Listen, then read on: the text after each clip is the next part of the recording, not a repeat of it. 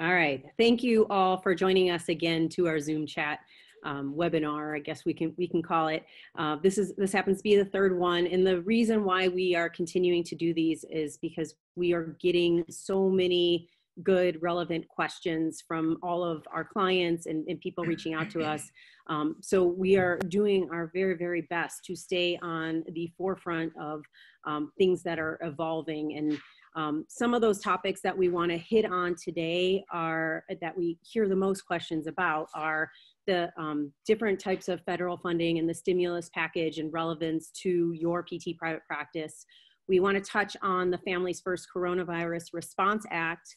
We also want to have our ongoing discussion of the evolving telehealth topic. And then we're also going to hit on some opportunities that you can do for quality assurance within your clinic right now that you have more time. So we hope you walk away today with a better understanding of the financial part of the challenges that you're navigating through right now, as well as a better understanding of your options for telehealth and what's getting reimbursed and how to best bill for those services. So we have some specialists that we've joined our panelists today, and as well as some different ideas of what you can do from a quality assurance point of view for your practice currently. So I'd like to make our introductions to our panelists today. First up, we have Mike Gorman, who is one of our senior coaches here at Meg Academy. We have, of course, Brian Gallagher, who needs no introduction himself. I'm sure is on all of your radars. Denise Muncy, who is the Director of Billing, but she is also the CEO of Meg Business. And then we have Ali Ferrara, and she is the billing manager. So they are going to try and tackle some of the really tough telehealth questions that you have to kind of help you work through this. So what I'd like to do is kind of keep going as we've been doing this webinar in the past and start to navigate through all of the questions that we've had to field within the last few days in particular. We're trying to keep this as current and relevant as possible. So once again, we are trying to be 100% accurate, but we know that there's things out there that are constantly evolving and changing. So any feedback that we're getting from you or any questions or any tips or any resources that you have to share, please feel free to keep sharing them. We really, really, really appreciate it. So first things first, I'd like to talk a little bit about the stimulus bill and how that's going to impact. Brian's going to correct me here in a second, but Brian's going to handle all of your questions on the federal funding. Oh yeah, so well. She knew that was coming, right? Yeah. You knew that one was coming. So as you watch TV, we all hear this stimulus package, right? Well, I'm here to tell you it's not the stimulus package. That's just CNN, Fox News nonsense. This is called the CARES Act. Okay, so you want to hone in your focused attention on the CARES Act.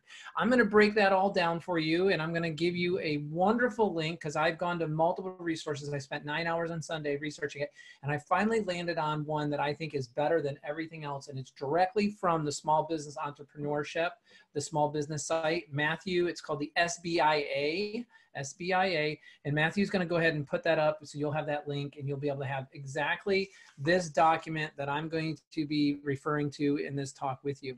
I want to just step back really quick. We want to make this fun and entertaining, everybody. You know, there's 70 plus people here. I mean, there's over 200 plus people that are watching our Zoom live chats. This is Nicole's Create. She's the director, Matthew's producing it. And I just want to make this live and interactive. And what Nicole was highlighting was, this is our third episode. In our first 2 episodes, as we're going through stuff, literally legislative changes were happening, webinars were being posted, people were coming in, and they were coming in with like information that they got an hour ago, and they were sharing it with all of you. So if you guys have relevant information and it contradicts something we're saying or whatnot, we want to hear about it, we want to take it in, and we want to make sure that we vet and get to the bottom of it. Our focus at Meg Business Management is always to be the Google physical therapy for you. And that's why we're using this live medium, and we're probably going to use this for the rest of our time of being in business, because it's a wonderful way to get you information in a quick, concise way, but also engage in a dialogue so we can hopefully answer your particular situations. If we can't help you apply it specifically in your neck of the woods, then what good is the information? It's just a bunch of bright ideas. So with that said, thank you, Nicole. This is going to be a fun episode. I'm going to hit the CARE Act package, and I'm going to try to answer any specific questions that you guys may or may not have on that. So I believe Matthew put the link in the chat section. So if you don't know, click the drop down arrow on the chat and you'll see the link. You can click on it and get exactly what I have here for you. Let me just say this. You have a very unique opportunity. It's like Nicole and I were just signing up another group to do a startup clinic. Knee-jerk reaction, you would say to yourself, why would somebody possibly want to start up while we're suffering a pandemic in our country? Why? Because this is opportunity. Whenever there's a crisis or a horrible situation, you can either cut back, you can either cut, you could hoard, you could shrink, you can contract. I'm telling you, none of that's going to make you feel good. None of that's going to make your business go into the sunshine again. None of that's going to happen. The government is putting forth several programs for you to take advantage of. Why? Not so you get back to where you were. Look, I don't want any of you to continue operating and functioning like you were going into the first pandemic, because there's a high likelihood sometime down the road in the future, there's going to be another pandemic. And next time, we're not going to be flat-footed. We're not going to be wishing we had this, wishing we had that. This was a wake-up call to the community, to the public, to the government, and to all of you. So I want you to develop your practice so that you're now getting literally a well-balanced, diversified model that's going to survive anything that comes down the pipe moving forward. And to do that, you've got to launch now. If you're going to be a startup, this is the absolute best time to do it. You're going to get great space, great equipment, great pricing. You're going to get good stimulus. Nicole's got me on that now, right? You're going to get good SBA fundings. I mean, the SBA loans are capped at 4%. Most SBA loans were 9 to 11%. This is an opportunity for us to give back to our community and help more people by being an entrepreneur and thinking like an entrepreneur, not like a hoarder. So to that end, I want to share with you what we're really talking about here is we're talking about going to the SBA 7A program, okay? The SBA 7A program has multiple vehicles for you to be taking advantage of, given the new CARE package. So if you look at the CARES Act, under the CARES Act, you have what most of us are going to jump on. Most of us are going to jump on this one right here, the PPP, okay? This is your Paycheck Protection Program. We want to dive on that because you're going to be able to select your 8 weeks of help. 8 weeks of help. The government's going to help you. They're going to give you an 8-week window of time. Now, I'm not going to read all this to you because it's in this document. This is a fabulous document. And it literally tells you how they're going to calculate going back. And you have 2 or 3 methods in which they can calculate your prior payroll so that they can then take that prior window of payroll, which for many of us, you know, you can go back and pick a couple different methods. You can go back to 2019. You can go back from February 2020 all the way to, I believe it's business must have been operating for 2020, all the way to February 2020 to March. They're going to give you the window. Anyways, I don't want to spend time like reading those specific dates to you because they're really in here. But once they fix that payroll, they're going to give you 2.5 times what that payroll costs. That's what they're calling it, PR cost. So once they have that PR cost, you're going to take that money and that's going to float you for this 8-week period of time. But you can only get it once. You can only get it once. But here's an interesting thing. If you have another SBA product, okay, so let's go back to the SBA products that you could potentially have. You could get a quick infusion of cash. If you absolutely need a quick infusion of cash, you can do that through the Emergency Economic Injury Grant. You can do the Emergency Economic Injury Grant and get a quick infusion of cash. You may have. I want to I want to pop in a question, Brian, not to like ruin your flow, No, throw but questions at me. we have a question of where do we apply for this? Because the banks are still kind of scrambling and are unsure themselves. What is the best way that people can apply for these? Okay, and you're talking specifically the PPP. Yes, PPP. Okay, good. So let me answer that just 1 second, because then I don't have to write anything else. You have the Small Business Debt Relief Program. Many of you have gone online, and you can go to the Small Business Debt Relief Loan Program is what they call it. It's actually a loan program. I went on, and that was the first one I did. That was the first one I did. You can go online, go on a small business website, file the application, get it in. You're going to get an email back saying that they received it, okay? Get that process started. This is a loan. Now, they're now starting to talk about there may be some possibility of forgiveness with that, but there might not. I didn't read that there was any forgiveness. It's a little bit of a moving target. This is a loan, but again, this loan caps at 4%, okay?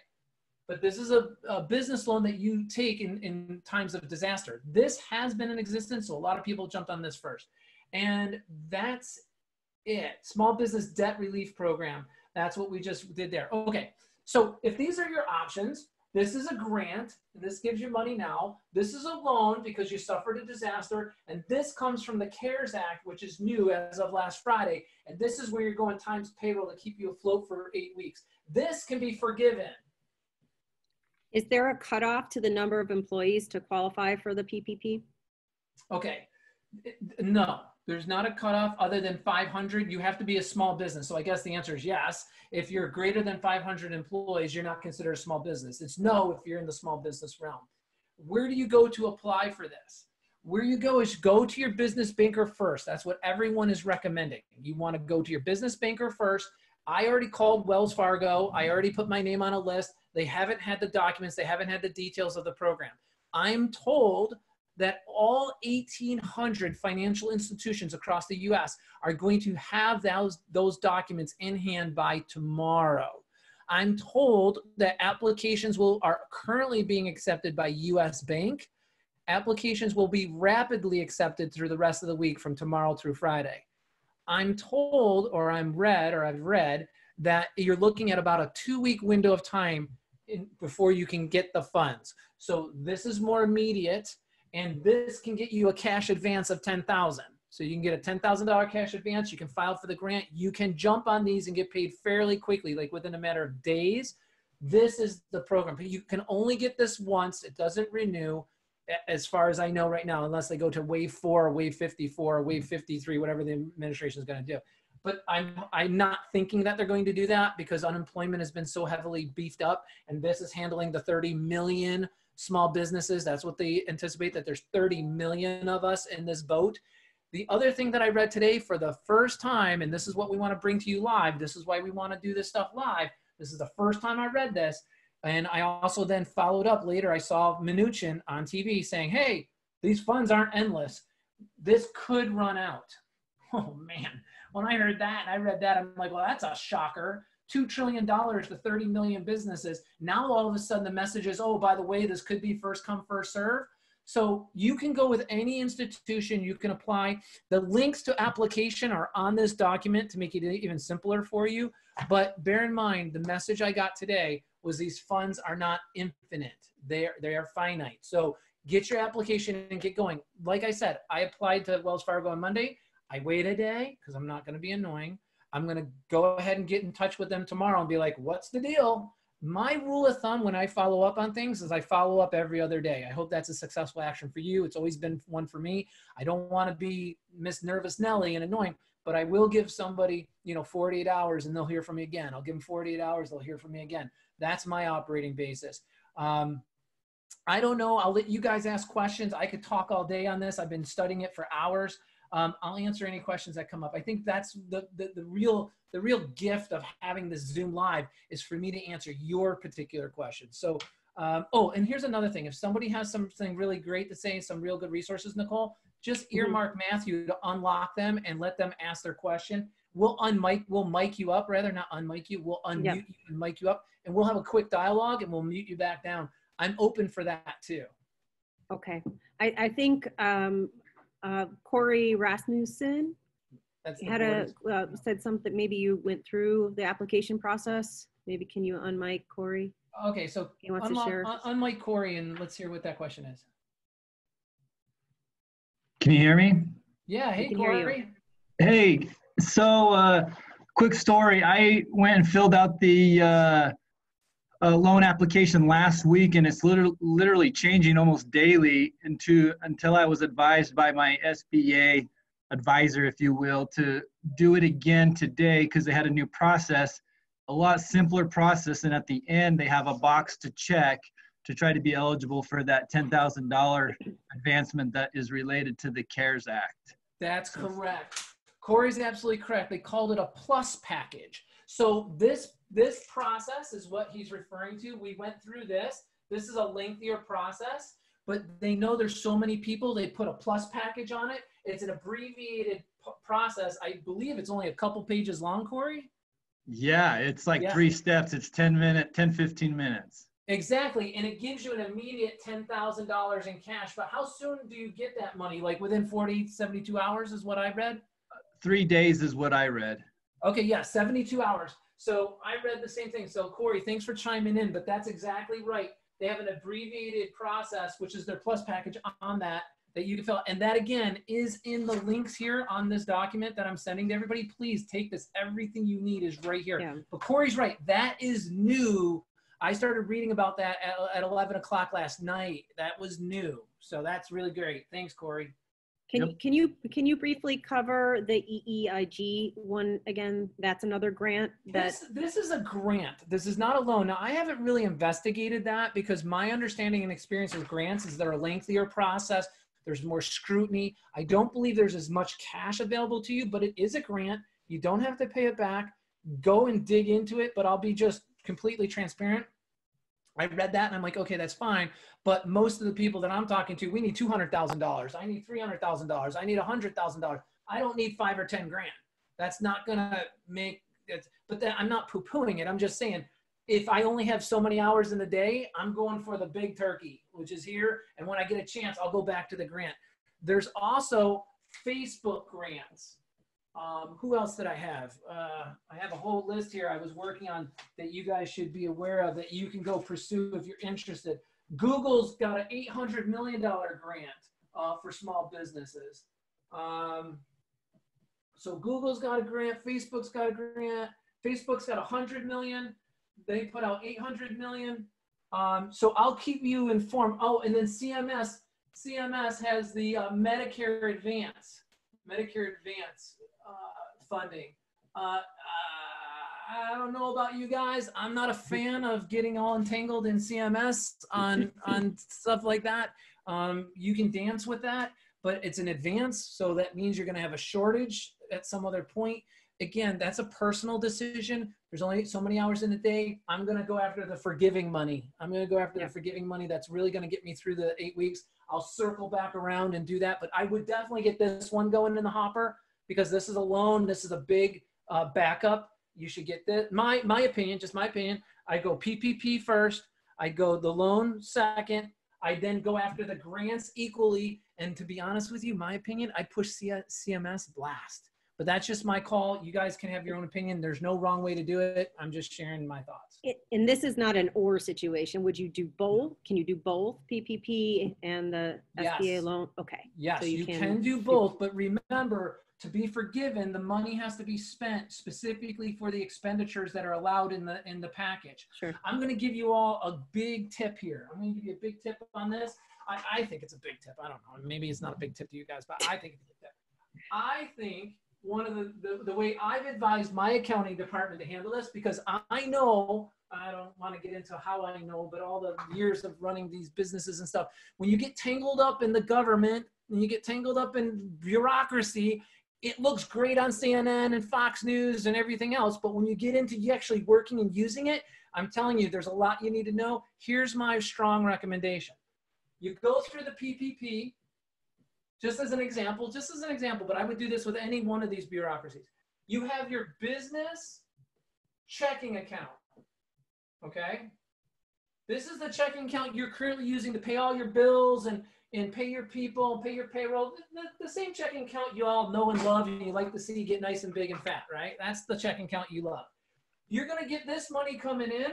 When this money comes in, do not put it in your business checking account, is my opinion. Do not do that.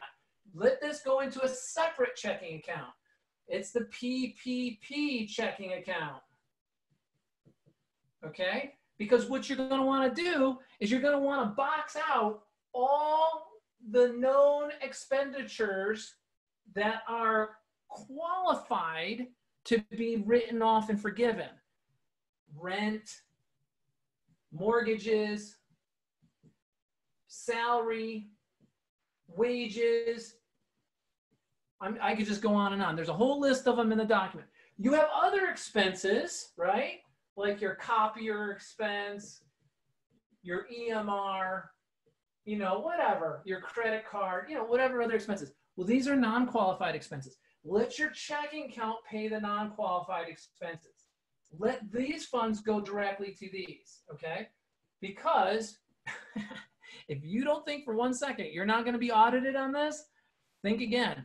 They're going to ask you for an indirect audit, which is called a distance audit, where you're going to have to provide reports and documents to show how you used their money. And you better be able to show clearly it went into this bucket, it went right to that bucket.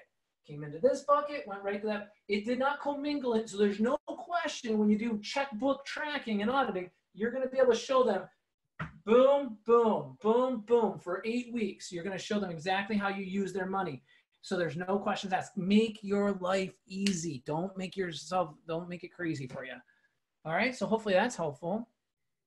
Okay, maybe we can, Jeremy, can we unmic Jeremy? He had Jeremy was say, like Jeremy the star. Jeremy was a star last week. Well, he had some feedback, or some input, Okay. I suppose.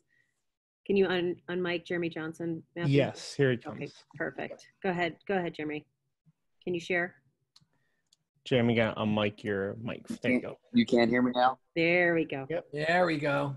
Okay, so I was watching a video this morning that was talking about the link between the PPP and the SBA, and that there is a relationship, and that if, say, $100,000 total, you know, 70,000 went with the PPP, there was only 30,000 that would actually, you know, be used with the SBA. Is that true? Are they linked in some form or fashion? Have you heard this? Does this make sense? Yes, the PPP, as I had earlier on the whiteboard, the PPP is under SBA. So as you go for SBA loans, those will be other packages. This will be this package, but this is specifically for the recommended expenditures and costs that this package covers. These others are loans. So Okay. You're gonna have to look with the SBA what they're gonna allow you to have forgiven and run under the PPP as opposed to what you have as loans. But they're pretty clear in the document. Like I said, I don't want to read it all to you. Pretty clear. It does say if you have earlier financial obligations with the SBA, you'll actually be given 6 months hiatus from having to make those payments, interest payments, and in some cases, full payments. So you want to look into all of that. There definitely is a relationship. They're definitely rolled into one group. And I think you covered this, Brian, but is it better to request the CARES coverage online or with a loan officer? You should do you should be able to do the loan online. The CARES is the new, you know, it's the whole thing, right? It's the whole the CARES Act. But you should be able to do that online. As far as the PPP goes, you have to call your banker. Call your banker and do that. Now, some of them, like US Bank, are now loading them up online, and you could submit that online. But most of them, I'm being told, you need to call your banker. You need to call your banker and work that program out. But again, credit unions are authorized. FDIC insured banks are authorized. There's 1,800 institutions that'll help you with it. My recommendation before I would do the PPP online, I would call the banker. Do you have any suggestions for those that have over 500 employees? If you have over 500 employees, you're not considered a small business. You literally got to go to a whole different chapter here in terms of handling that. Now, I only know all this SBA stuff. I only know the SBA stuff. I really haven't spent any time on anything over 500. I'm sorry, I can't really help you there. I don't know. We rarely see Brian stumped. So that's a good question. That is a good question. And I can promise you we'll know a little bit more about it on Thursday. It's going to make me want to look that up now. I'll know that. But I do know that you can get enrolled as as the coverage benefits are interests, interest on this is a really good question. This is a good question I'm asking if anybody knows the answer to, because I've not been able to get to the bottom of it. So it says, if you have debts, like let's say you have a lease on a copier, series of computers or copiers, or let's say you have a line of credit. Let's say you have a line of credit and you're making monthly payments plus interest. It says debts, you can spend this money on the interest portion of prior debts and it will be forgiven. So I'm like trying to get to the bottom of, well, does that mean if I have a car through the business, the interest portion of the car payment I get to write off? If I'm making a $10,000 a month down payment on my line of credit and $1,200 of it is interest and the rest is principal, do I get to be forgiven the $1,200?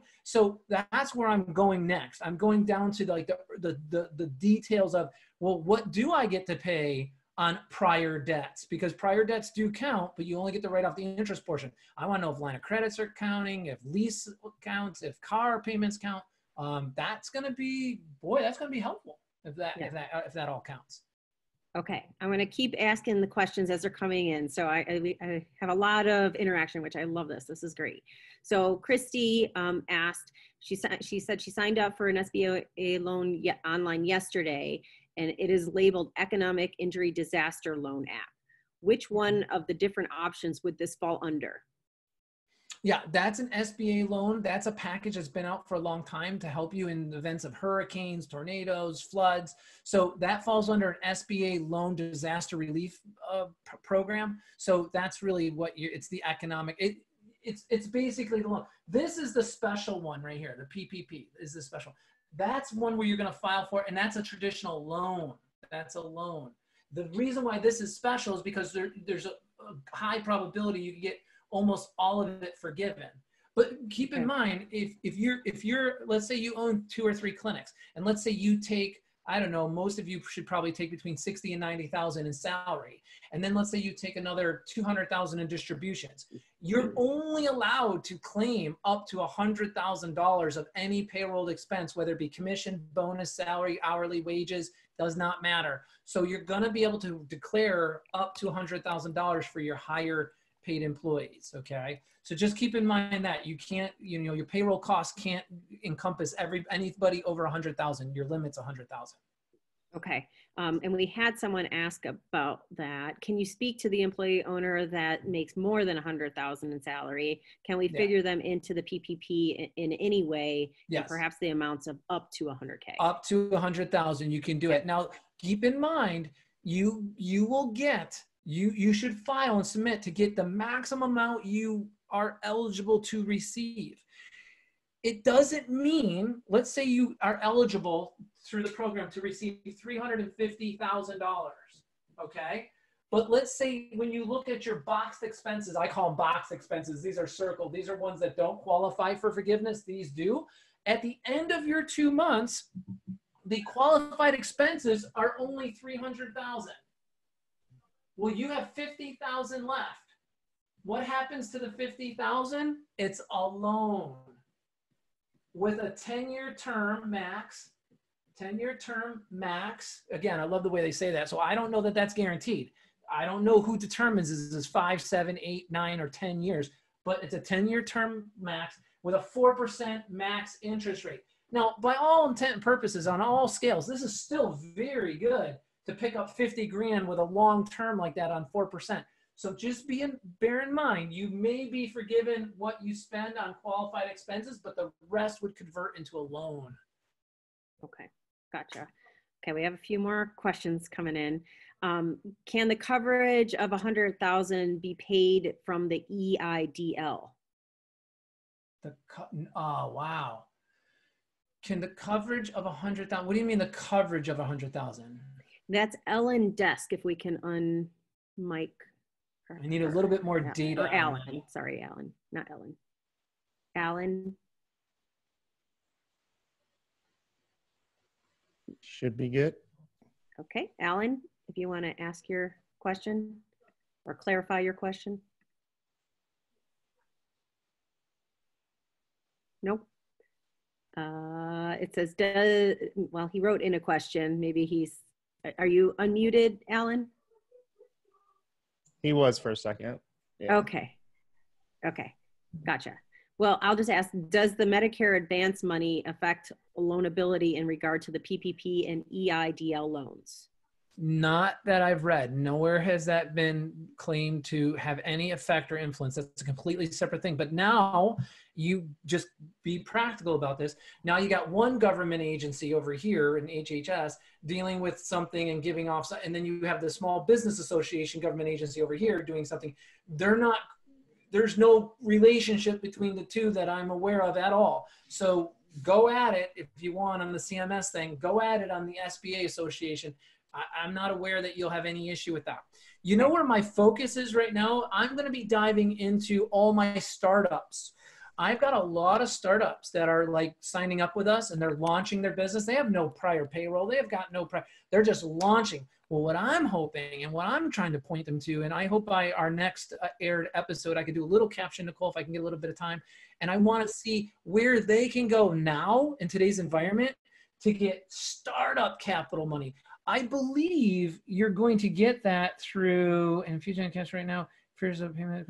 I believe I read where we can get that, but I want to do more study on it because if you're a startup, you need low cost capital to fuel your business moving forward. You don't have this long history to get a big PPP payout. You may need just some working capital. So I'm going to have some better answers for you on that. Okay. So I'll hit that next time. I know we've answered this one already today, Brian, so I'm going to shoot this out there to everybody. If the owners take draws that are not on payroll specifically, how do they fit into the PPP? It still fits into the PPP as compensation. They are very, very liberal in compensation. Let me read to you this statement. Ready? I'm sorry, let me just read it verbatim, word for word. The sum of payments of any compensation to or income of a sole proprietor or independent contractor that is a wage, commission, income, net earnings from self-employment or similar compensation, and that is in an amount that is not more than $100,000 per year as per the prorated coverage period of time. So that's interesting, similar compensation. I read that when it says income from net earnings from self-employment or similar compensation. Well, that's distributions. That's draws. Those are distributions up to 100,000. So they're basically saying, from everything I read, and again, I'm just reading to you word for word, whatever form of compensation you've pulled from the company that you've paid yourself, whether it be salary, whether it be bonus, whether it be distribution, as long as it's up to 100,000 or less, it qualifies. Okay. One of the questions that we get that has to do with the application itself is how do you quantify the cost of goods sold for the last 12 months? It's a question. This is a question on the SBA loan. COGS are something your accountant should give you. So don't stress yourself over it. Go to your bookkeeper, tell them to run the COGS for that period of time. They should know how to run a cost of goods sold report. Your accountant or your good bookkeeper should do that. As a layman PT, that's not always something that's in our wheelhouse. It's kind of like having people figure out EBITDA. I mean, we talk about EBITDA all the time in selling practices, but it's not a fact or figure formula that you do all the time. Put your accountant to work. Get your bookkeeper to do that for you. Okay. And does this apply to a business with only independent contractors versus employees? Yes, it does. That's a beautiful thing. Never before have these programs extended to that length. Not only that, they actually cover gig employees. My daughter's an actress. She's in Hollywood. She does a gig with DC or Marvel, right? She's on the next Avengers movie. Well, when that gig ends, you go and go get another job. Well, they don't normally consider that employment, right? Well, not for this. Gig employees, contractors, W-4s, all included. Good. Okay. Poor Mike's like, I've got so much to share. I know, I'm sorry. We're getting through them all. Okay. So does the CARES Act allow for coverage of the owner's paycheck? I think we covered that up to 100,000. Yep. Is there a max amount of PPP available to each business? Yes, $10 million. Okay, good. 10 million is the cap. Okay. And the application is available currently, correct? It's already Currently, available? go for it. It is, and it isn't. Remember, the government did a smart thing. Unlike the loan programs and the grant programs where you have to file directly with SBA on the SBA sites, go directly through SBA, the Government Care Act said, we're not going to take that burden on. We're passing that out to 1,800 financial institutions. You private business owners, go to your private institution. We will fund them. They will fund you. That's how they're turning this around quickly, because the government's not being the big piggy trying to pay everybody out. But again, it's only $2 trillion. I mean, it's half of, Mike's net worth, I know, but it does run out. There's only so much of 2 trillion. It will run out when you're talking 30 million businesses. So I highly advise all of you reach out to your bankers this week. Okay. And do we need to bring our PPP employees in for work on a normal week, even if we have no patients, in order to qualify for this? Now you're getting into the good part. So what you have to make sure is that the declared period of time that you select on the application that they're going to consider as your foundation for your payroll costs, you have to have that or greater in your covered period, your period of coverage, right? So if I have 40 full-time equivalents in the period of time that they're going to look at to qualify me and figure out my calculation, I need to have that, because the whole idea is to keep them employed. You can't, now if you go lower, they're going to prorate you. You're going to be prorated, okay? So for us, we don't want to lay anybody off. If we're going to let somebody go, it's going to be because of reason, right? But we're still hiring. I mean, I'm actually looking to bring somebody else on in April and continue to grow and expand our company. Here's a little secret to everybody listening to me right now. And this is there's a little bit more global, but it's the most important thing I think I could share with you. This stuff is mechanics, okay? I've got all the resources and I got everything for you to read and follow, and we're always here to answer your questions. This is mechanics, but here's mentality. This is thinking for success. Nowhere, no how, no time ever in the history of anything has anyone ever dug themselves out of a hole, out of a debt, out of a crisis situation by shrinking, cutting costs, hoarding. That is never how you're going to pull yourself. You will only succeed and you only thrive when you confront the situation in front of you and you seek avenues of expansion. So I'm asking every single one of you, take the revenue, stabilize your business, restructure your operations, but think with expansion. Think with expansion. My podcast that's coming out tomorrow, that's all I had was 2 of my top leaders that could bring 20% cash GI to your practice now, not 6 months from now, not 2 months from now. Right now, you could reach out to both of them that are on my podcast, and you could literally restructure your business so you can start expanding your cash-based business right now. That is my advice to all of you. This is important, but you're never going to cut your way out of a crisis. You're never going to hoard your way out of it. You only get out of things. You only improve your financial condition through expansion. So I'll get off my well, I'm going to ask one more question before we move on to Mike's section here. But we can revisit any of these other questions coming up. We're going to have another webinar on Thursday, so be looking for that invite. But the last question that I wanted to ask is, if you take salary draws compensation, assuming that there are no taxes removed from this, will this be reported as income on 2020 tax forms? I don't see why it wouldn't. Are you talking about using the PPP money to compensate yourself? Would that be considered? Yes, I income? believe. Yes. Wow, that's an accountant question. I don't really know. I can't see how they wouldn't make you count that, to be honest with you. I do know that some of the costs that are covered, though, are the state and local taxes. State and local taxes do fall. And there are some definite write-offs. I mean, literally, you're not paying your quarterly taxes until what? You're not paying your tax return until July. You're not paying your first quarterly taxes until June. So I don't know. I don't really know. I just, knowing how the government thinks, they're going to say, well, we gave you the money. You didn't use it on a verified expense. You actually paid yourself. I can kind of connect the dots that they're going to say that's income to you. I'm not an accountant and I can't really answer that with certainty, but I could see that going that way. I would ask your accountant. I'm going to have an accountant meeting this week. So I'm going to be banging out all these accounting questions. Hopefully, Nicole, if Nicole's willing to have me back on as a panelist, I will bring some You're of talking those too much. back. No, I'm just kidding. I will bring him back. I promise, guys. I know.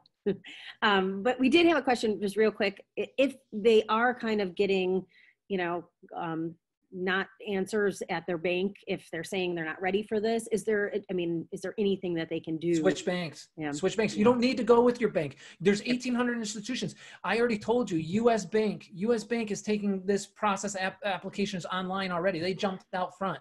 I can only imagine these financial institutions are going to be paid handsomely to do this work. So if your bank's dragging its feet and can't figure it out, go to another bank. Go to another bank. Get the process going. I'm going to be weighing my own options come the end of this week. If Wells Fargo doesn't get their ducks in a row, I'm not sticking around. I'll go to Navy Federal Credit Union. I'll go to some other institution that I think may be able to function a little faster on this. So be a good shopper, be a consumer. This is a shopping kind of opportunity for you. Okay, I hate to jump off of this topic because we still have questions coming. So let's one more. So one of our employees went on unemployment a few weeks ago because of compromised health. I need to rehire her back by June 30th to get full payment to keep the head count. Does this count for part-time? Yeah, you know, you can reduce staff. It does say it will count against you if you reduce staff greater than 25%. So greater than 25%. So definitely look at your headcount, look at your FTEs. Do realize that you can, and probably have, either furloughed or reduced hours because you don't have the work, and why have them here? That's totally appropriate, and that's okay. That's allowable by the program. But from the coverage period, they want to see you hiring these people back. They want to see you ramping it up. They want to see that you're getting that FTE number back up in that coverage period. So be mindful of the window of FTEs they're using to give you, the base your money on, and be mindful of what you got to get to get as much of it forgiven. If you don't make it, don't stress. It will be prorated. And if worst case scenario, whatever's left over becomes a loan. Okay, guys, I'm going to move on to the next topic. Mike is going to give us a little insight into the Families First Coronavirus. Nicole, I just want to jump in real quick that get everybody's attention. We have like 100 people in here, and I want to let everybody know that this recording will come to your email tomorrow. Also, it will be on our Facebook page at Meg Business Management Facebook page. Join that, and also the Meg Academy Mastermind. So just wanted to get that in. And I'll say this, and Mike, it's all yours.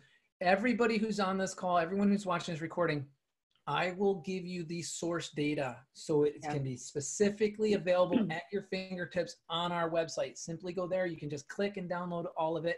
You don't have to do the research. I'll do it for you. It'll all be right there. I can only communicate as much as I can here, but you can get specifically there. And then, of course, if you need us, Nicole will tell you at the end how you can reach in and chat with us. And we're going to scoot back around on Thursday and clean up some more answers to these questions that you have. Just, you know, again, as data keeps coming in and information keeps coming in, I'm sure these answers will evolve as well. So we will revisit any information that needs to be updated regularly. So Nicole, are we able to like save all of these questions on here? Maybe Matt can figure that out. Matthew's a genius. Maybe Matt it can save the Zoom chat. The questions won't save. Because I want to save these questions if you can. Maybe screenshot it or something, because I want to like dig into some of them. I see some really good questions here that make me want to go hunting. Right. So if you could save those, that would be great. Okay. What is the website, Brian? What is the website, Brian? www.megbusiness.com. Okay, that website. I thought you mentioned something else. Never mind. Well, no, the resources, all the other sites will be on the resource page. You got to go there. Yeah, we do have a resource page. This, to me, is the best document going right now. We posted that link, so make sure you guys check that out. I know you're asking specific questions. A lot of the specific answers are in there, so you got to kind of comb through it a bit. Okay, so Mike, can you tell us a little bit about what this FFCRA is? Yeah, so this is the document right here, and Matthew, you should have this link because I believe Nicole already shared it with me. So if you could get that link out there, that'd be great. This is the FFCRA is the Families First Coronavirus Response. This is broken up into two components. There is an employee sick leave component, which is for 2 weeks. And there is an extended leave time of 10 more weeks past that. Now, just a couple things. First of all, the act starts April 1st and it goes until December 31st. So it hasn't started yet, it'll start tomorrow. If you have less than 50 employees, okay, you may be exempt from the extended 10-week time period, but you're not exempt from the 2 weeks of paid sick leave.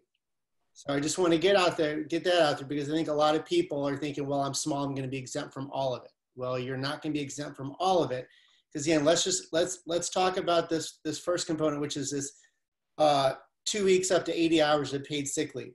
Okay.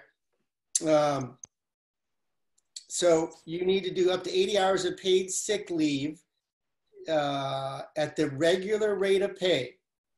If the employee is quarantined, if there's like a stay-at-home order, things of that sort, or if they're experiencing COVID-19 symptoms or seeking a medical diagnosis.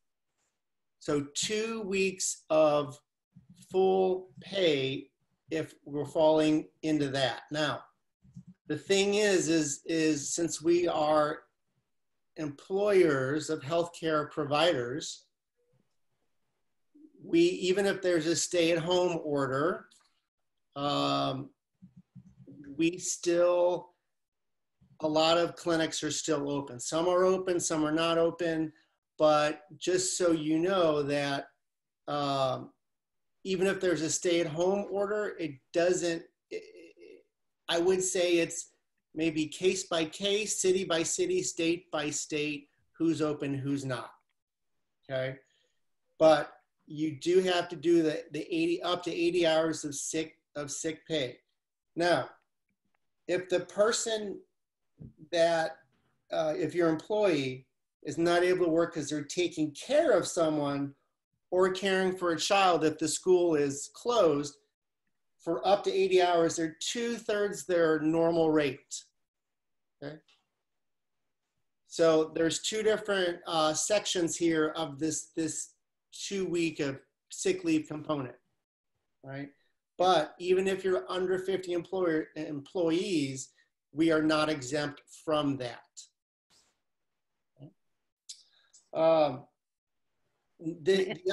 The other component of this, of the FFCRA, or it's also just called the Act, is this extra 10 weeks of paid expanded family and medical leave.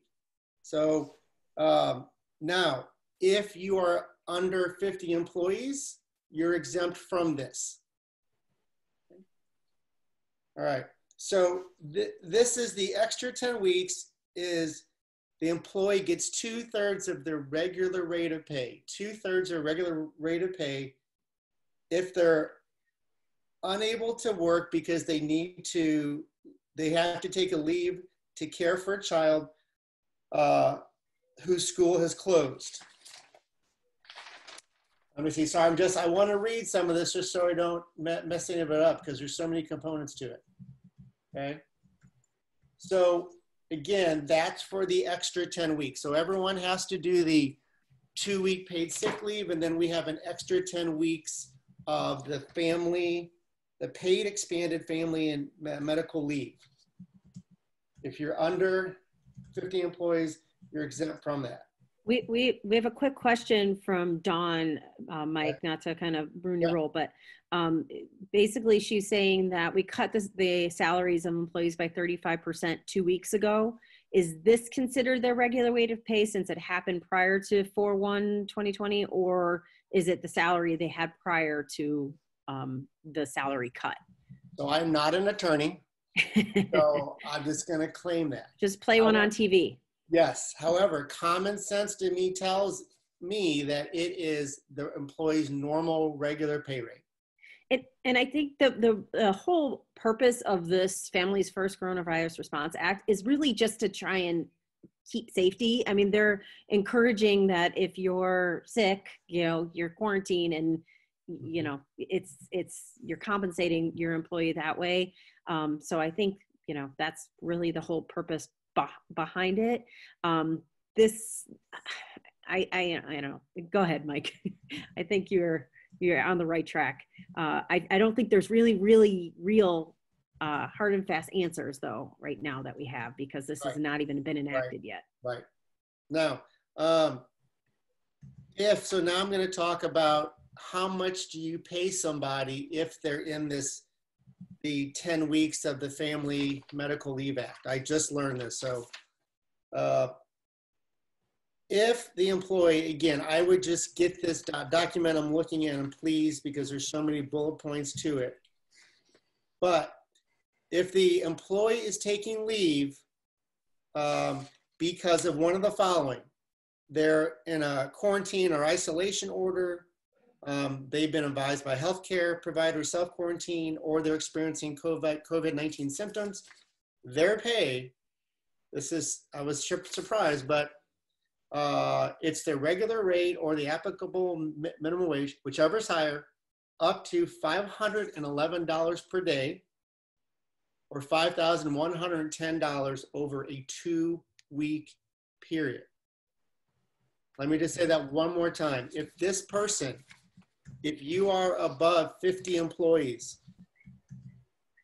and you're in an isolation area, or you've been advised to isolate, or you're experiencing COVID-19 symptoms, you can get up to $511 per day, or $5,110 over 2 weeks.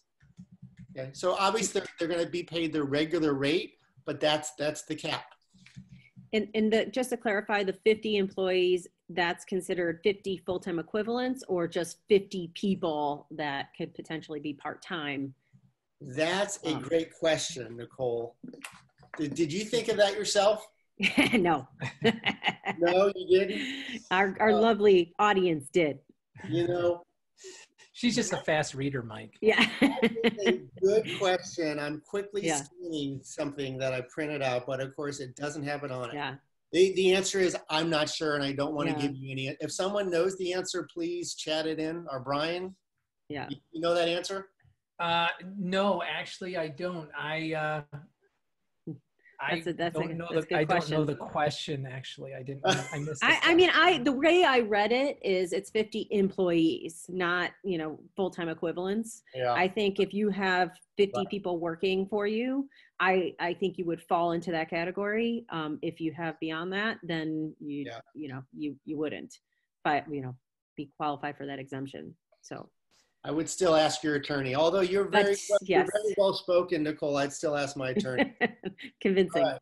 Going onwards. Okay, so if your employee for this 10-week period, if they leave for the following 2 reasons, which are they're caring for someone that was ordered to self-quarantine, or they're experiencing any other substantially similar condition, special, I don't know what that means. But anyway, if they're caring for somebody that was ordered to quarantine, this person can get paid up to 2/3 of their normal salary. Yeah. And this is on top of the, you know, we're talking about this PTO. We had a question come in asking, well, if they've already exhausted their PTO that the company has issued, this is on top of you're required to pay if you're above 50 employees. So that 2 weeks paid time off, if they fall ill, then, you know, you are required to give an additional 2 weeks of paid time off. However, and it's very vague right now, but it says you may file for an exemption if you are less than 50. And I'll talk about that in just a second. Yep. I'm going to talk about that in just a second. Okay. But anyway, the employee I was just talking about that staying home to take care of someone who's been ordered to quarantine, they can make up to $200 per day or $2,000 over a 2-week period. Okay. Next thing, final thing with this, as far as if an employee has stopped working, if they're caring for a child whose school is closed, then that person can get up to 2/3 of their regular pay rate as well, which is the $200 per day. So that stays the same, and $12,000 over a 12-week period. Again, we got our 2 weeks of paid sick leave. We got our 10 weeks of the extended family leave. So for this person that's staying home because their child is not in school, school's closed, they can be paid up to $12,000 over a 12-week period. Okay, I think that's great information. I'm thinking I want to hear more, but I don't want to not get to our telehealth questions.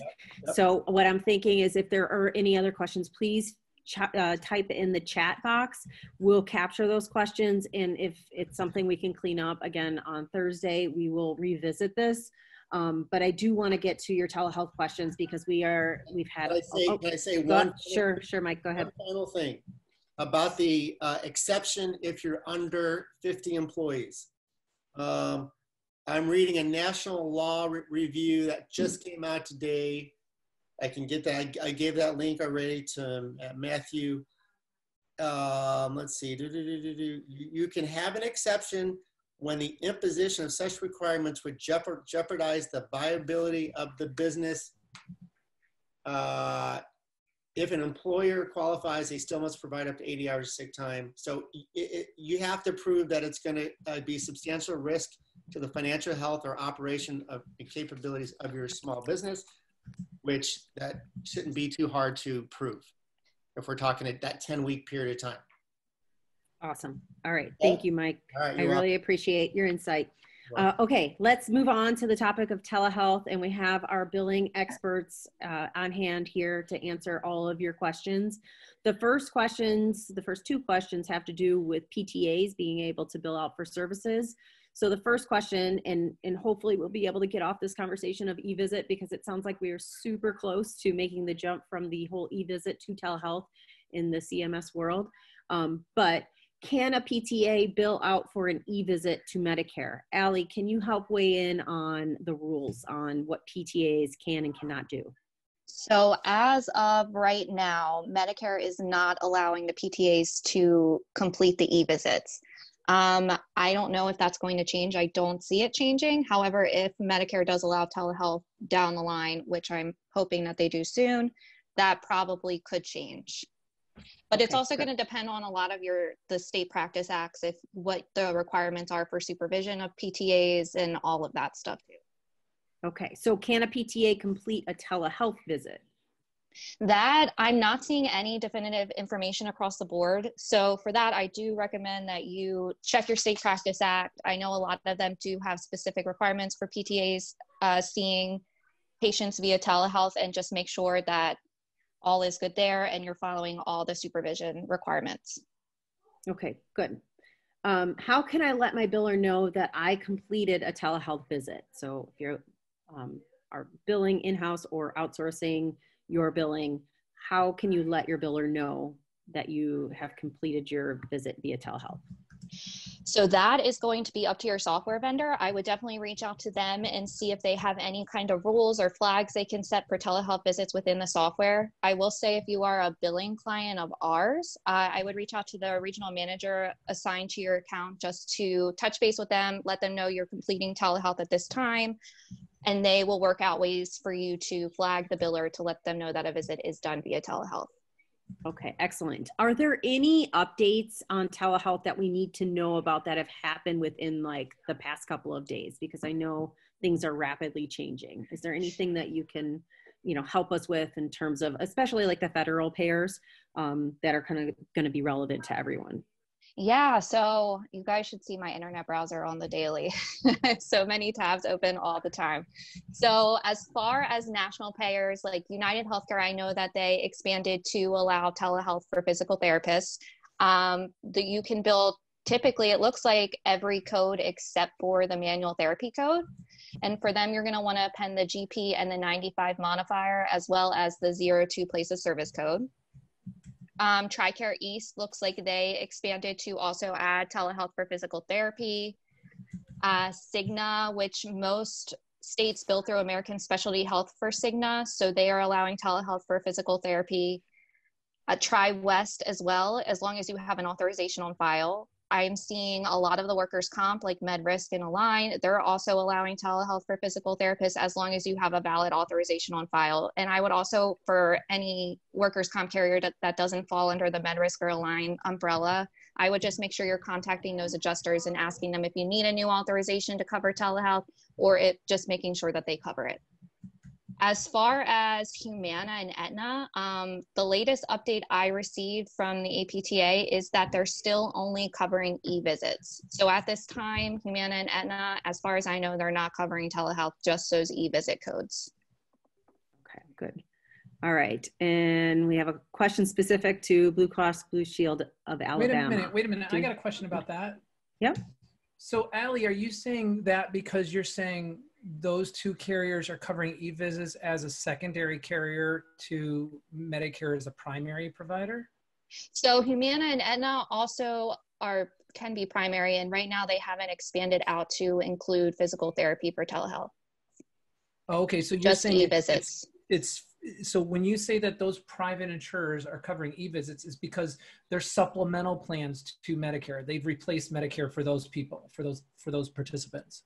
Yes, and even for their commercial plans too, they're following Medicare guidelines still. But I'm sorry, we're doing this live, but I didn't think commercial carriers reimbursed for e-visits. I thought that was just purely a Medicare service. So there's those Medicare e-visit codes that are like the G2061, the G2062, the G2063. And then there are also other e-visit codes for non-physician providers that they're 9, I don't know exactly what they are, but they're 9, 8 something. Yeah, I know those numbers.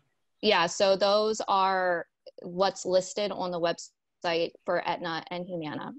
Okay, so I'm not crazy because I'm thinking specifically of the G2061, 2062, 2063. It's purely Medicare, the G codes. Yeah, purely Medicare for the G codes. And then Humana and Aetna also have Medicare Advantage plans that follow Medicare guidelines. For those, I would build the G codes as well. Okay, good. I just want to make sure I wasn't crazy because I'm like, wait a minute. That's not a, okay, we're good. We're on the same top. What same page? Okay. Yeah, okay. You are the specialist. You are the, I do not challenge you. The guru. Yes, I am. That's what's such great. You know, for those of you, I know we have 100-some people, but for those of you that are billing clients of ours, oh my gosh, what a gift to have this whole team. I mean, she literally had a research team that just did research while she just did the reading and summations to make sure that no matter what comes down the pipe, you don't have to stress out about, do they know how to bill my claim? Am I going to get paid for this service? So if there's any way for us to make it work, we are going to make it work for you as long as it's ethical and legal and right. I mean, we don't go in the gray zone. So I won't go off on that, but Allie, you and Denise and Stacy and the whole rest of your team, fabulous job. And I won't brag anymore on this live chat. Yes, I have her on speed dial, guys. So whenever you throw me a billing question, I'm like, Allie. Yeah, that's the benefit of having, you know, that's the benefit of having, we have people specializing. Awesome. We have people like Mike specializing in the personnel resources. I'm specializing in the management. Allie's specializing in the billing implications. There's no way I could figure any private practice owner in today's environment is going to be able to assemble all of this data with each one of these different divisions. There's just way too much. So anyways, go on, Nicole. I don't know. So we have questions on the specific payers like Blue Cross Blue Shield of Alabama. Not that we want to go through every single one of them's individual, you know, rules, but is there a place where we can tell people to look to see what coverage is? You know, so definitely utilize those provider reps that you have on your contract, or call into the insurances to get your provider reps contact information. As far as going online and seeking out information, a lot of them are continuously updating. If you go like Google Blue Cross Blue Shield Alabama provider, you're going to be taken to the provider webpage, and right there smack in the middle, it's going to be a COVID-19 update page. Awesome. No, that's a great resource, and we'll make sure we get that resource to you, if not on our resource page, so that everybody has access to that. And looks like is that Daniel typing in some information there too. I think that's going to be very helpful for you guys. Okay, so we have a question. Please clarify. Telehealth does apply to new referrals and not just existing cases. How do we answer that question for? Does it cover an eval or not? So what I'm finding is you're going to have to look at what codes they cover. A lot of them, like I'm looking now, I have United Healthcare is covering evaluation codes. We have Cigna covering evaluation codes, and a lot of the blues. And there's some Anthem blues that are only covering evaluation codes at this time. So that means you would only be able to see a new patient. Yeah. Yes. But other than that, you would have to verify per payer. Okay. So it's a per payer thing. That's a per payer thing. Yeah. Yes. Okay. All right. We have another question from Dawn. We have a private practice that we contract employees in an outpatient hospital setting. Are these insurances reimbursing telehealth in both the private practice setting and in the hospital outpatient setting? I don't know that we're well versed in that area, but go ahead, Allie, if you can take a stab at that one. I am not, I'm honestly not sure, but I can write it down and see if I find anything on it. Okay, perfect. That would be great. And we can get back to some of your questions. We have someone who said they spoke to Aetna twice today, and they was told that they do cover telehealth and not e-visits. Again, I think that goes to the specific, you have to reach out specifically to the payers. Yeah, and I'm not sure if Daniel's on here, maybe he can weigh in. I know that some states have mandated that telehealth be covered across the board. And I'm not sure if that would apply to Aetna as well. I haven't really read up on that part quite yet, but I don't know if he has any. Todd wrote that in, Allie. I'm just going to say, Todd, tell us what state are you in? You're the one that called Aetna twice today. What state are you in? Or maybe just mic him up and let's hear what he has to say about that, because that's a very interesting question. And maybe we can shed some light on it if we know a little bit more. I don't know if Matthew ran out for donuts. Or... Yeah, Matthew is. Todd's mic. Is this happy hour already, Matthew? Can you guys hear me? Yes, Todd, we can hear you. Yeah, thanks. I had talked to Allie a few times and she mentioned that. So I had gotten a call yesterday and they did say that they do telehealth and not e-visits. And then after talking to Allie again today, I called back again and they said the same thing. And I reiterated a couple times, it is telehealth, not e-visits, correct? And they said, yes, it is. So I'm not sure. I'm in California. Okay. Yeah, I know that you emailed me and said that. As far as I know, when I'm seeing on all the updates I have from the APTA and Aetna, I don't see physical therapy listed anywhere. Okay. But it's possible that they haven't updated their website, or maybe APTA doesn't have the updated information yet. Okay. Cool. Stuff is changing by the hour. Yeah. My advice to all of you listeners, like Todd, Todd's a good friend and he's a good client of ours. Time, date, name. Get the time, date, name of whoever you spoke to, document it down, send it to us, get it into the billing chart, and then let's just let it rip. Let it rip, send it in, let's see what happens. But at least you got a time, date, name, maybe a phone extension if you can get it, just to kind of back yourself up, because I'm telling you, this is the Wild West right now until things settle down. It is literally the Wild West, and Allie is riding every kind of horse we can give her, and it's hard to keep up with it. I'm telling you, we keep swapping her out horses. She keeps running them to exhaustion. So that's my advice to you guys. And Daniel, Daniel, if he's here, he's on top of a lot of this telehealth. He's a go-to guy too. I'd like to get in, like, where are we at? Because, it does feel like we're so close to Medicare being like, all systems go for telehealth. They're allowing it for incident to practices. So where are we at in that, process for incorporating telehealth with your Medicare patients? We have to be literally days away. I hope so.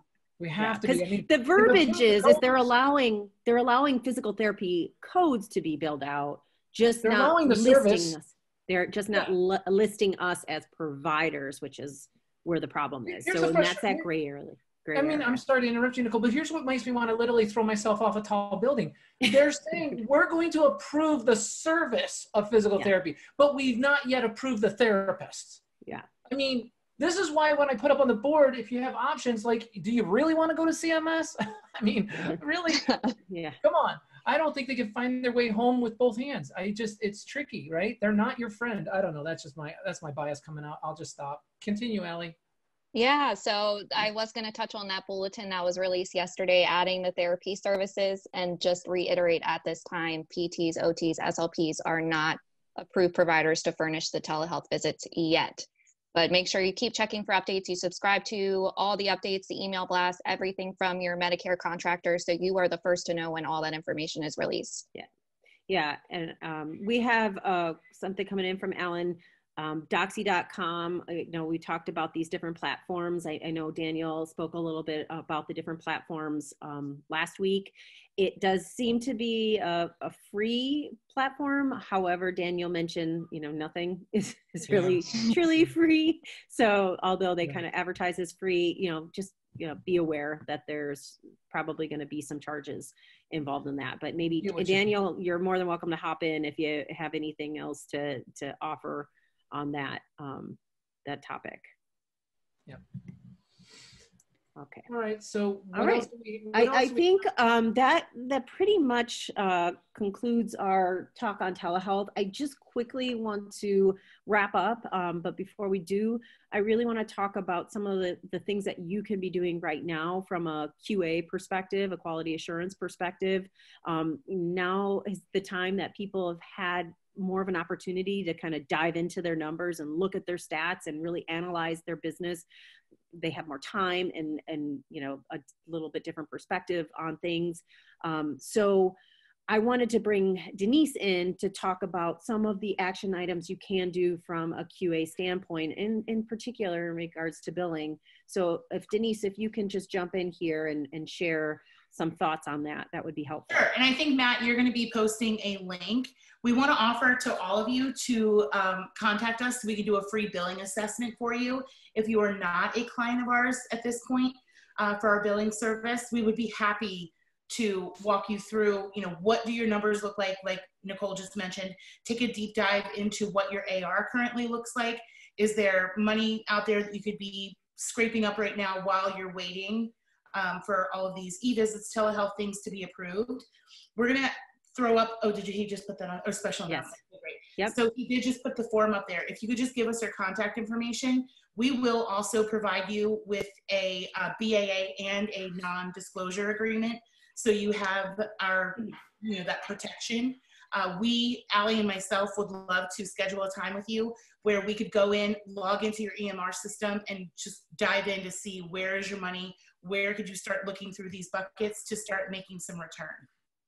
Right. And I've had a lot of clients recently, or people who are not yet clients, reach out to us. And some of the things that you're going to walk away with is increased control. You don't lose control by having an outsourced income billing service. Increase your revenue. Any kind of changing regulations that you just heard Allie speak about, that would really be beneficial to any small business.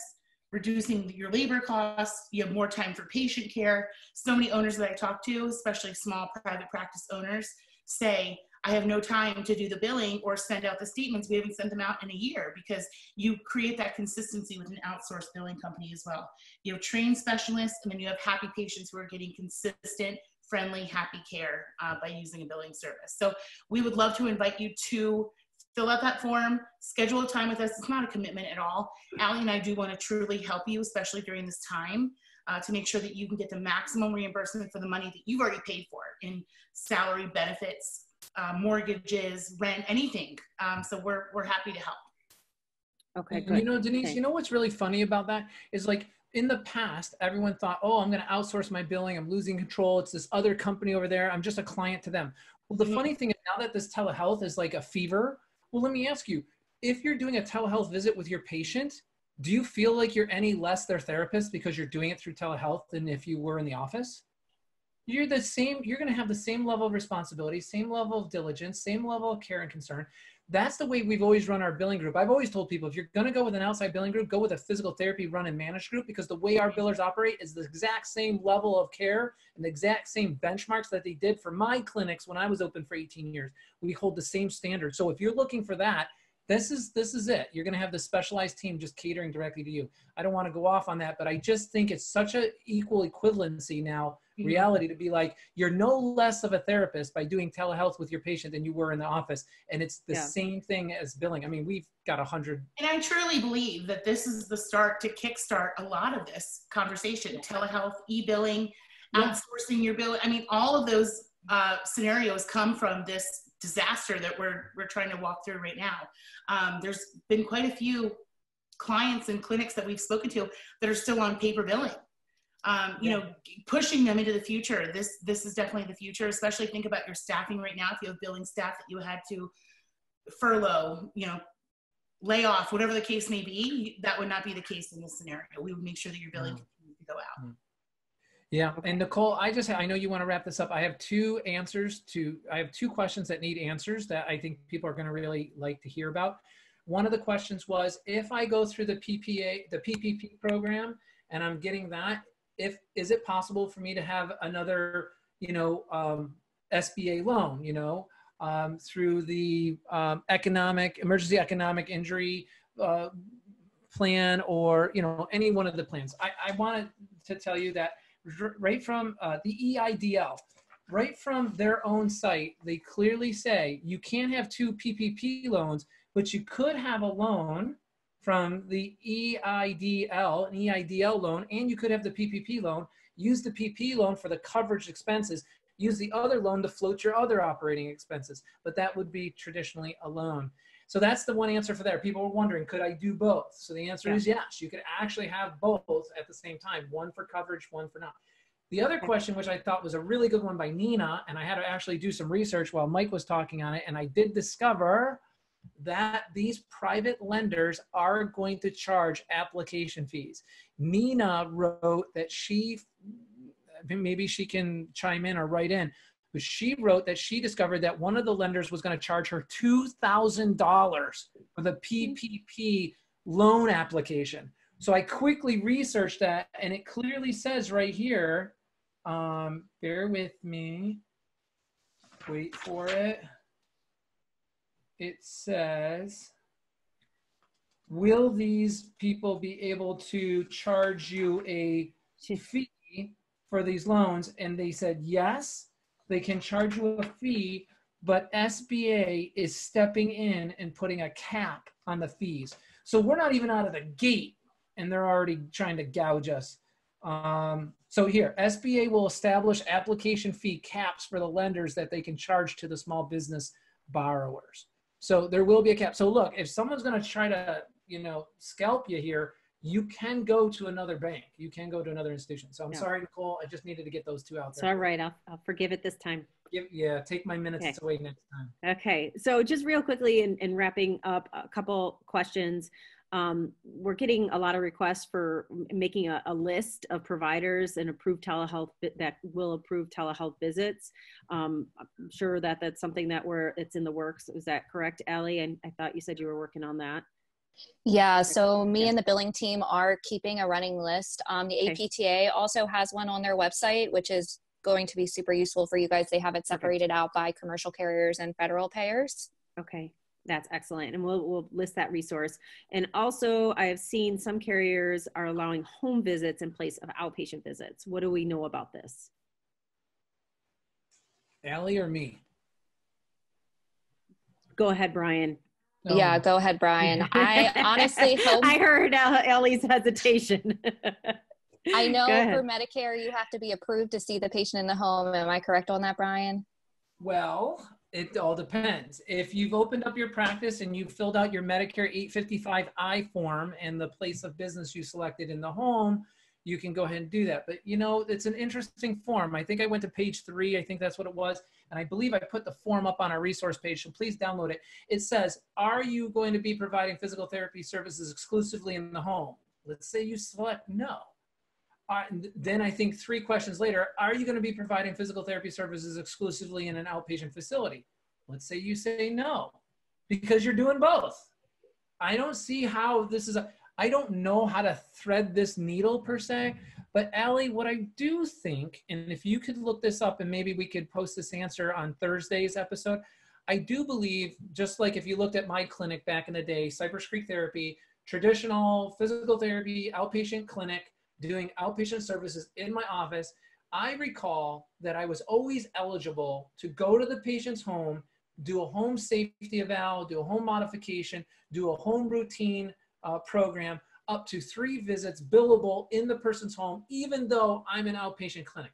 I couldn't convert to, 36 visits per patient, doing them in the home when I have a freestanding clinic, but I was always able to go out and do 3 or less visits with my patients and still maintain my status as an outpatient clinic. Could you somehow look that up? I think other than that, what you would have to do to become a mobile outpatient clinic, which is fine. We've got plenty of clients that are mobile outpatient clinics, which is fine. You are going to have to go on and fill out that Medicare 855I form and select that you're doing some mobile PT. Can you do both? That's the question. I wish I had that answer. I'm not 100% sure because it's a little too vague just reading the forms. I think a call needs to be made into Medicare. Of course, I'd like to have Allie make that call instead of me, but we'll figure it out and try to have some more answers for you guys. Your friends over at Medicare. Yeah, and definitely. So there's a different place of service code when you're billing home health visits too. It would be a 12 instead of an 11. So you would just have to make sure that your practice is eligible to bill a place of service code 12. But I'll look all that up. But I don't know if that's actually considered a, it's not like home health, right? Home health is home health. A home visit is a home, I don't know, I could be wrong. We need to get to the bottom of that because I really want to give everybody straight answers on that. But I do know we've got clients that are mobile PT clinics. We got bricks and mortar clinics. But can you just, that communicates, right? I know. I want to wrap up with one final question. If we can unmic Amanda Brewer, if you can ask your question, because I know it was kind of a detailed history of some of your research. Amanda. She's unmiked right now. Unmic, okay. Amanda, you just gotta turn on your mic on the bottom left. There should be a mic icon. Matthew, can you just go to her house and do it for her? Hello. Hi, Amanda. Oh, sorry. Someone from the APTA had called. No problem. But we just wanted to know what you had typed a question in regarding why we can't see Medicare patients based on some of the research that you were doing. Can you elaborate a little bit? Yes. So, I understand that right now, the public comment provided by APTA is that we cannot bill Medicare for telehealth. They're basing this on the fact that on page 35 of the 200-page Code of Federal Regulations document, it says that we are not distant site practitioners. So I understand that, but that document was signed by Secretary Azar and Administrator Verma on March 26th. Then Trump signed the CARES Act into law, which granted Administrator Verma the authority to issue the 1135 waivers, which would remove those restrictions, essentially. So we knew on Friday she had the ability to do that at that point. On the 30th, yesterday, CMS published a 6-page document, and that document said that clinicians can now provide and bill for 80 additional services via telehealth. And then it listed the PT CPT codes. And when I went to CMS's website to see because normally CMS define things in terms of providers, which are physicians, or suppliers, which would be physical therapists. So I thought it was odd that document that they published yesterday said clinicians. So I went to Medicare's website and looked up how do they define clinician. And according to that, that includes allied health professionals and anyone who acts on orders provided by a physician, which would also be us. Yeah. So my question is, why are we not looking at what is prohibiting us from, or the APTA in particular, if anyone could take a guess, why are we not looking at the timeline? First, yes, we were prohibited on the 26th, according to the Code of Federal Regulations. But then Trump signed the CARE Act. Verma has the authority to waive these restrictions. And then on the 30th, CMS published the document saying that clinicians can now bill for physical therapy codes. So if we're defined as a clinician, then why aren't we thinking that we can do this? Okay, so the whole thing hinges on if we are using the definition of clinicians to include physical therapists. If that's the case, then you're saying you have a direct line to justifying reimbursement. Yes, I am. And additionally, I did check this with my local MAC, Novitas, and they read those documents and they said, yes, you can do this. Now, I know I can't take what they say necessarily, but she encouraged me to go ahead and provide the service and bill for it.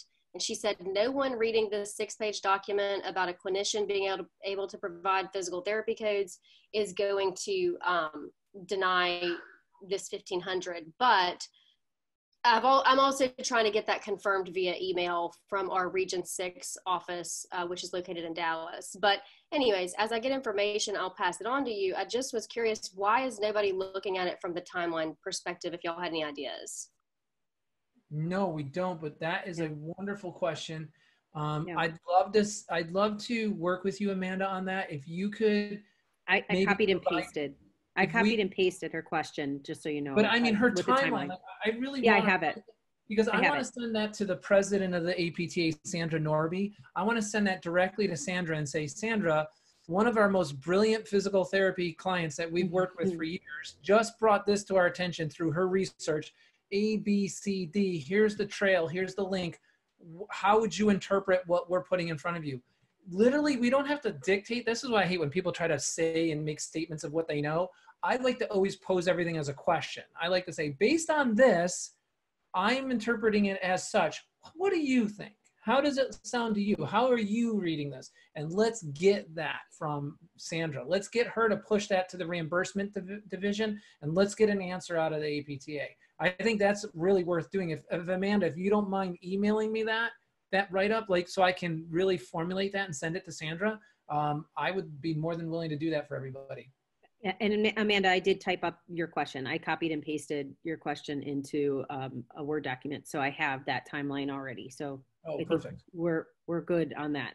I'll communicate that with Brian. And I do have a lot of your other questions that we didn't quite get to. I apologize that we couldn't get to everybody today, but again, we will meet at the same time on Thursday, and would love to hear from all of you again. Thank you for taking this time. I know we ran over today. I'll try and keep it a little bit more concise next time.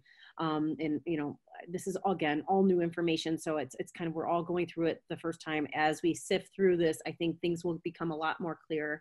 And I also am going to, for the next webinar, we're going to invite a special guest in as a panelist who is one of our clients, and has something to share in terms of the community outreach that she's participating in. So I hope you can all join us again on Thursday at 4:30 EST, so that we can continue this conversation. So thank you everybody for your time. Good job, everyone. Thanks, Nicole. Yes. Great episode. Thank you. All right. Bye-bye.